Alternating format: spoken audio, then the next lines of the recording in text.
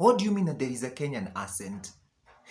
I thought that a Kenyan accent actually cannot be picked out.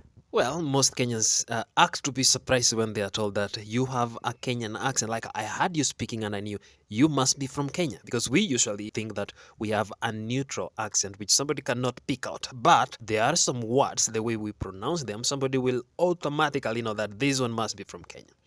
But I mean, how can you be surprised that Kenyans have an accent if the British have an accent? Like the British, the owners of English, have a British accent.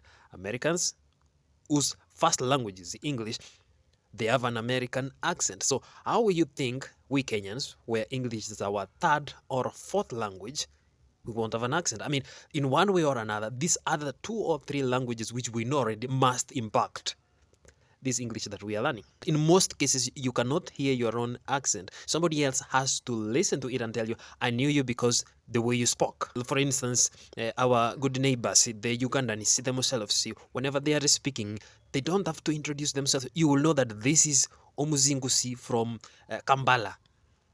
If it's the South Africans, the moment they start speaking, you definitely know this is Omuzulu from Pretoria in South Africa.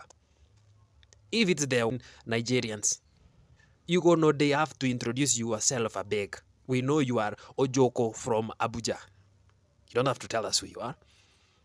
All the countries, be Somalia, be Tanzania, oh no, Tanzania don't have an accent because they only speak one language. Actually, having an accent is an indication that you know other languages. Other than what you're speaking, you know other languages. So it's actually a flex, in other words. And you will be surprised to realize that it's only in Africa where you find somebody embarrassed of having an accent. Yet, all over the world, in the whole planet, everybody has an accent.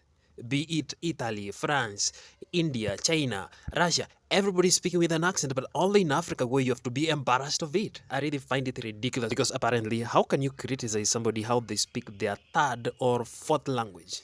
And have you ever found yourself in a position where you are very, very uncomfortable, especially when somebody is forcing maybe another accent? For instance, your cousin went to the US for 2 months and he comes back with an American accent. Hey, what's up, your man? You know I'm talking about. I'm good. Hope you good too. Let's catch up sometime later.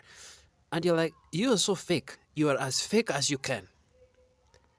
Because why is it that maybe you can go to India for 5 years and you cannot come back speaking, hey, how are you, everybody?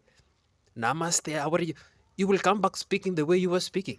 You go to Dubai, why don't you come back with an Arabic accent? Why are you still maintaining it? But the moment you go to Western countries, all of a sudden, what's up, man? Are you doing?